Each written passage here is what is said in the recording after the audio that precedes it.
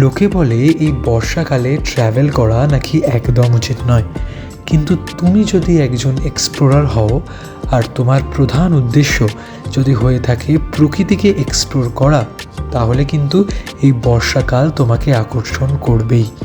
কারণ এই বর্ষাকালেই তো প্রকৃতি নিজের আদিম রূপে আমাদের চোখের সামনে ধরা দেয়, আর সেই প্রকৃতির আদিম রূপকেই উপভোগ করার উদ্দেশ্য নিয়ে আমরা এবার রওনা দিয়ে দিয়েছি উড়িষ্যার কেওনঝড়ের উদ্দেশ্যে। Hello WhatsApp guys, it's your friend Arijit, welcome back to the channel. আর দেখতেই পাচ্ছ এখন বাজে 2:45 আর আমরা বেরিয়ে পড়েছি কেওনঝড়ের উদ্দেশ্যে। তো এটা হচ্ছে আমাদের পুরো লাইন আপ, দেখতেই পাচ্ছ মোট 11টা বাইক আছে আর 13 জন মিলে আমরা যাচ্ছি কেওনঝড়ের উদ্দেশ্যে। কোলাঘাট ঢুকবো আর তার মধ্যেই মুষলধারে বৃষ্টি, সবাই এখন রেইনকোট পরা চালু করেছে, মানে আচমকাই বৃষ্টিটা চলে এলো আর বেশ জোরে। তো চলো তাদের রেইনকোটটা পরে নি। বেলা বাড়ার সাথে সাথে কমে যায় বৃষ্টির প্রভাব আর বেড়ে যায় আমাদের গাড়ির স্পিড। আর বন্ধু, এই সুন্দর কলকাতা মুম্বাই হাইওয়ে ধরে অলমোস্ট 350 কিলোমিটার অতিক্রম করে আজ আমরা পৌঁছাতে চলেছি উড়িষ্যার কেওনঝড় ডিস্ট্রিক্টে। তো এখন বাজে 7:07 আর আমরা চলে এসেছি খড়গপুরে, যেখানে আমাদের ব্রেকফাস্ট পয়েন্ট ছিল, পথের সাথী hotel come restaurant and guest হাউসে। হচ্ছে আজকে আমাদের ব্রেকফাস্ট, ব্রেড অমলেট, আর দেখতেই পাচ্ছ সবাই খাচ্ছে। এখন বাজে 9টা আর আমরা পৌঁছে গেলাম লোধাশুলি জঙ্গলে। দেখো চারিপাশে এটা হচ্ছে লোধাশুলি জঙ্গল, আর রাস্তা এখন মোটামুটি ঠিক আছে, কিন্তু আশেপাশের দৃশ্যটা কিন্তু জাস্ট অপূর্ব। আর এই বর্ষাকালে এই জঙ্গলের সৌন্দর্য কিন্তু অনেকভাবে বৃদ্ধি পেয়ে যায়, কারণ পুরো সবুজে সবুজ হয়ে ওঠে জঙ্গল। আর কি সুন্দর দেখতে লাগছে দেখো লোধাশুলি জঙ্গলকে, দূর দূরান্ত যতখানি দেখতে পারবে শুধু গাছ গাছ আর সবুজে ভরা পরিবেশ, অসম্ভব সুন্দর আশেপাশের দৃশ্য।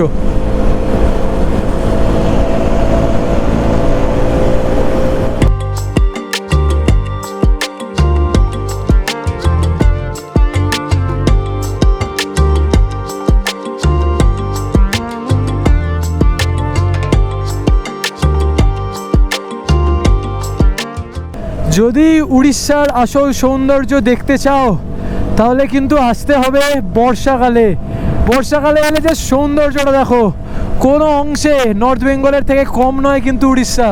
দূরে দেখা যাচ্ছে পাহাড়, পাহাড়ের চূড়া, আর তার আশেপাশে এরম সবুজ প্রকৃতি, আলাদাই দেখতে লাগছে। তার সঙ্গে এরম পাল্লা দিয়ে কালো মেঘ, যেই ক্যানভাসটা চোখের সামনে সৃষ্টি হয়েছে না, আমি জানি না গোপ্রো কতটা জাস্টিফাই করছে, বাট জাস্ট অপূর্ব সুন্দর দেখতে লাগছে উড়িষ্যার এই প্রকৃতিকে। হাইওয়ে থেকে নেমে গিয়ে এখন আমরা একটা ব্রিটিশদের তৈরি করা রেলওয়ে ব্রিজ দেখতে যাচ্ছি, আর একদম পুরো প্রকৃতির মধ্যে দিয়ে পুরো রাস্তা, জাস্ট আশেপাশটা দেখো। তার মধ্যে বৃষ্টি শুরু হয়ে গেছে আর আলাদাই লাগছে অ্যাম্বিয়েন্সটা। এই হয় বুঝলে, রেনকোটটা পরলাম, বৃষ্টিটা কমে গেল, এই হয়। আর তোমরাও যদি এই ব্রিটিশ রেলওয়ে ব্রিজটা দেখতে আসছো না, তাহলে একটা কথা মাথায় রাখবে, একদম গ্রামের মধ্যে দিয়ে রাস্তা, তো রাস্তার কন্ডিশন কিন্তু খুব একটা ভালো হবে না, মানে ঠিকঠাক হবে, মাঝে মাঝে প্যাচেস আসবে যেখানে একটুখানি পটহোলস আছে, তো সেইটা মাথায় রেখেই কিন্তু আসবে। এটা এই জায়গাটা একটু ইন্টিরিয়ারে, অবশ্যই আমি ম্যাপ এর লিঙ্ক দিয়ে দেবো ডিসক্রিপশানে, সেই ম্যাপের লিঙ্ক ফলো করলেই তোমরা অনায়াসে এখানে পৌঁছে যাবে।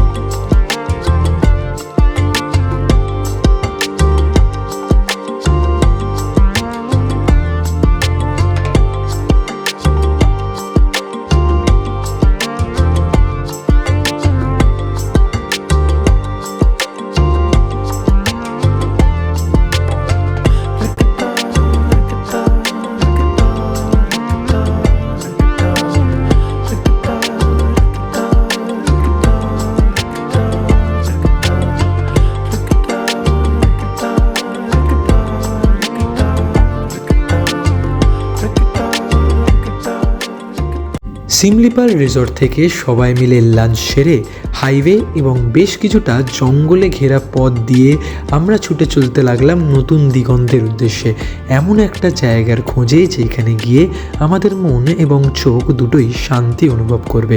এবং এমনই একটা জায়গার সন্ধান এসে শেষ হলো এই বঙ্কাবাল ড্যামে।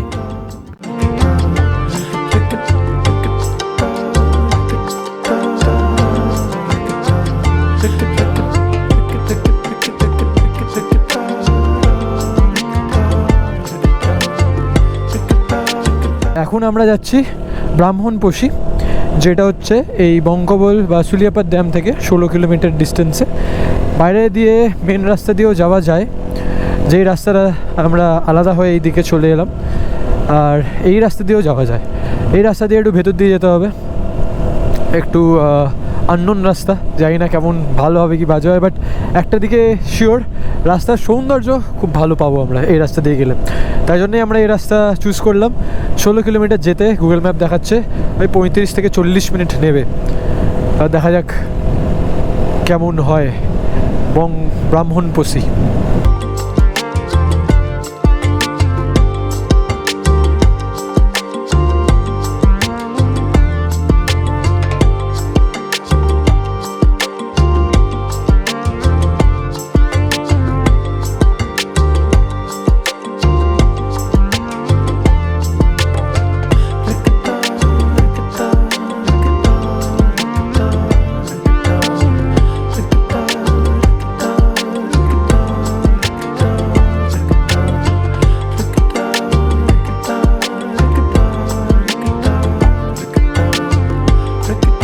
ব্রাহ্মণপোষী দেখার পর আমরা এবার রওনা দিলাম সোজা আমাদের কেওনঝড়ের আস্তানার উদ্দেশ্যে।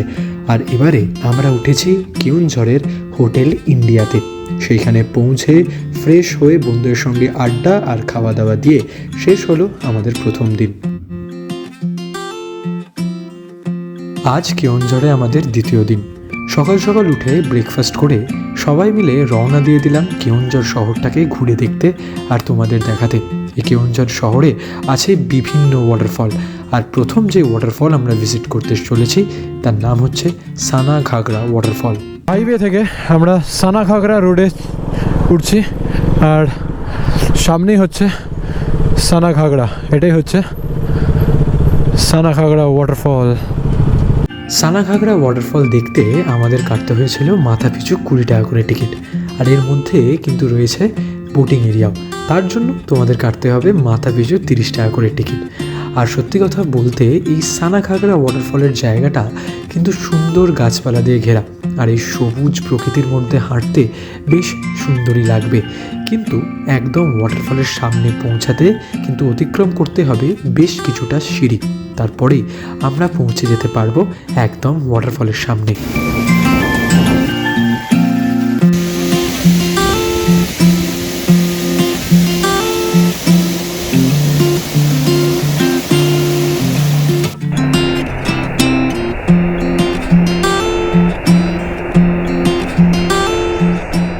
ঘড়ির কাটায় 10:30, আর আমরা সানাঘাগরা ওয়াটারফল দেখে আবার উঠে পড়েছি মুম্বাই কলকাতা হাইওয়েতে। আর এই রাস্তা দিয়ে আর কিছু কিলোমিটার গেলেই, মানে ওই 5-6 কিলোমিটার গেলেই পড়বে বড়া ঘাগড়া ওয়াটারফল। একদম রাস্তার উপরেই তোমরা কিন্তু এন্ট্রি গেট দেখতে পারবে, লেফট হ্যান্ড সাইডে পড়বে রাস্তার। আমরা পৌঁছে গেছি বড়া ঘাগড়া ওয়াটারফল। এটা হচ্ছে বড়া ঘাগড়া ওয়াটারফলের গেট। এই গেট থেকে এখনও ভেতরে আরও 4 কিলোমিটার আমাদের বাইক চালাতে হবে। দেখো, বৃষ্টি আমাদের যতই বাজে লাগুক, কিন্তু এই বৃষ্টির জন্যেই এই ওয়াটারফলের সৌন্দর্য কিন্তু আরও বৃদ্ধি পায়। তো এখন আমরা চলে এসেছি বড়া ঘাগড়া ওয়াটারফলে, আর এইখানেও সেম 20 টাকা করে এখানে বাইকের, আর যারা আসবে তাদের জন্য পুরো 20 টাকা করেই টিকিট নিল। আর এটা হচ্ছে রাস্তা, এই রাস্তা ধরেই আমরা যাব বড়া ঘাগড়া ওয়াটারফলের দিকে। আর আওয়াজ তো পাচ্ছই হালকা হালকা, ওয়াটারফলে। তো চলো ওয়াটারফলের সামনে যাই, তারপর দেখাচ্ছি।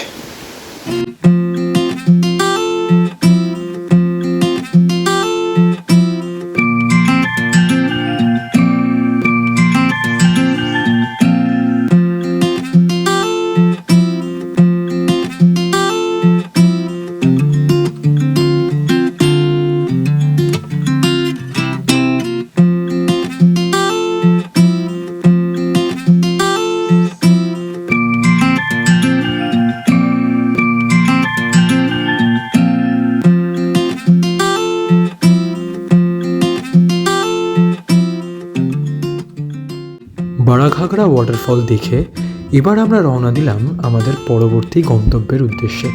আর সেই গন্তব্যে পৌঁছানোর জন্য আমাদের ক্রস করতে হলো এমন একটা রাস্তা যার আশেপাশে শুধু জঙ্গল আর সবুজ প্রকৃতি। আর এই প্রকৃতির মধ্যে দিয়ে বাইক চালাতে চালাতে তোমাদের একটা কথা মনে হবেই যে গন্তব্য যেমনই হোক না কেন, এই জার্নিটা কিন্তু বেশ সুন্দর।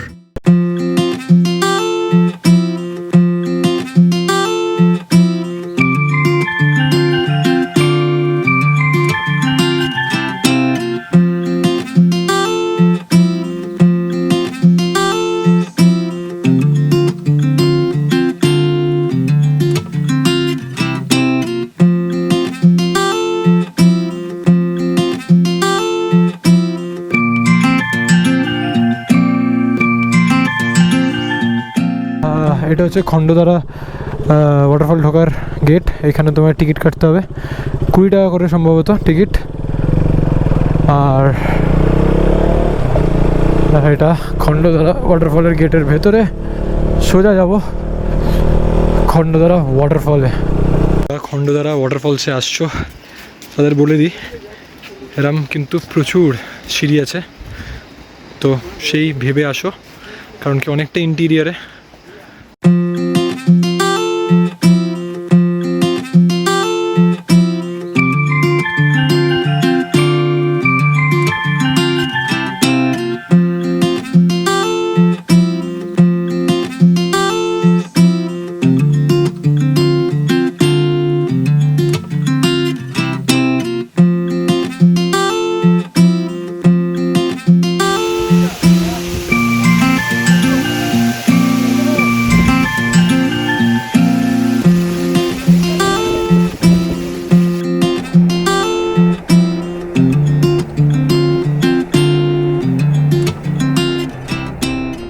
ঘড়ির কাঁটায় তখন অলরেডি দুপুর গড়িয়ে বিকেল, আর আমরা খণ্ডধারা ওয়াটারফলের সৌন্দর্য উপভোগ করার পর আস্তে আস্তে এগোতে লাগলাম আমাদের পরবর্তী গন্তব্যের উদ্দেশ্যে।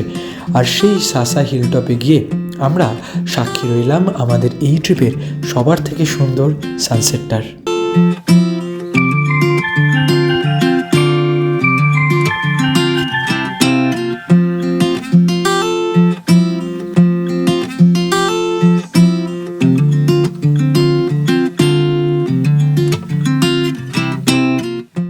লাগছে দেখো চারিপাশটা, ও অসাধারণ লাগছে।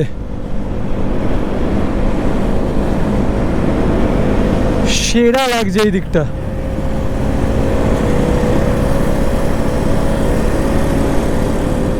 একটা সুন্দর সানসেটের সাক্ষী হওয়ার সাথে সাথে শেষ হলো আমাদের কেওনঝড়ের দ্বিতীয় দিনের ভ্রমণের কাহিনী।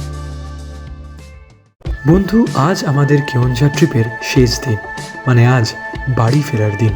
প্রত্যেকটা গল্পেরই যেমন একটা শেষ পাতা থাকে, আজ আমাদের কেওনঝড় ট্রিপের সেই শেষ পাতা।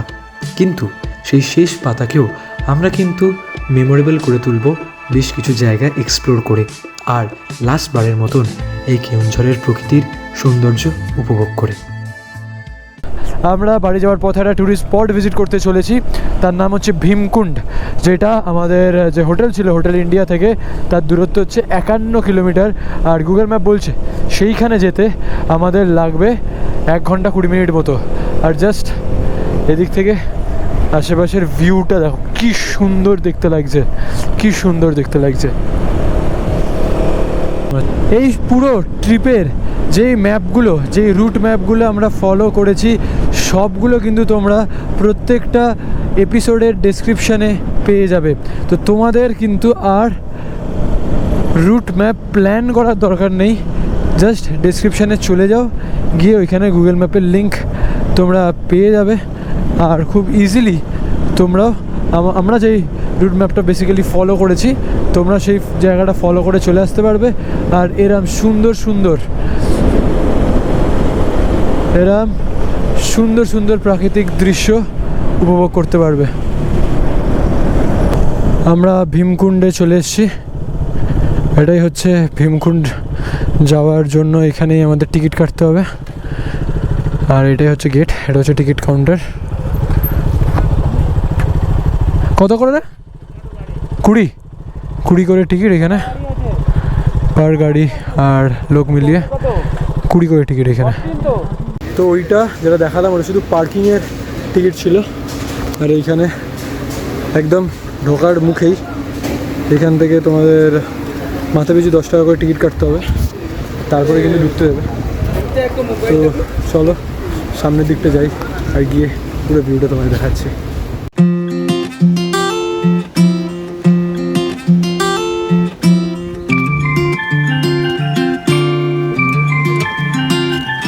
ভীমকুণ্ডে রয়েছে একটা টাওয়ার হাউস, এইখান থেকে কিন্তু তোমরা উপরের সুন্দর একটা ভিউ পাবে। তো চলো এবার ওপরে যাই টাওয়ারে, আর ওপর থেকে ভিউটা তোমাদের দেখাই।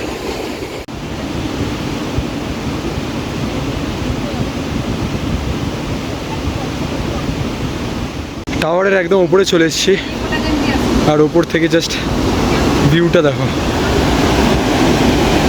ওপর থেকে ভিউটা কিন্তু সেরা লাগছে। আর জলের ফোর্সটা দেখো বন্ধু, শুধু জলের ফোর্সটা দেখো, আলাদাই। আর এখান থেকে কিন্তু 360 পুরো একটা ভিউ পাবে তোমরা। রোহন, কেমন ওপর থেকে ভিউটা ভালো না?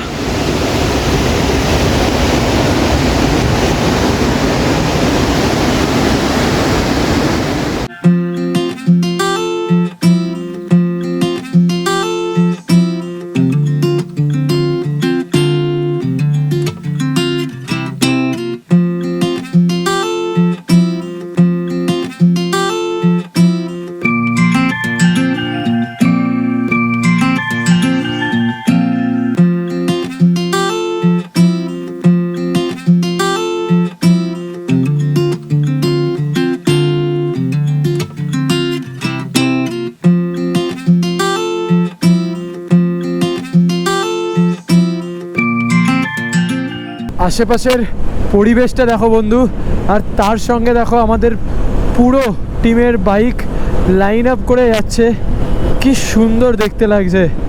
আর তোমরাও যদি আমাদের সঙ্গে এরমভাবে ট্রিপে আসতে চাও, তাহলে অবশ্যই আমাদের যে ফেসবুক পেজ আছে, যার সেই পেজের লিঙ্ক আমি ডিসক্রিপশানে দিয়ে দেবো, সেই পেজকে ফলো করো।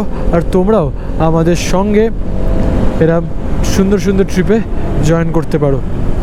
জাস্ট এই বৃষ্টির সাউন্ডের সাথে, এই আবহাওয়ার সাথে এই রাইডটা ফিল করো।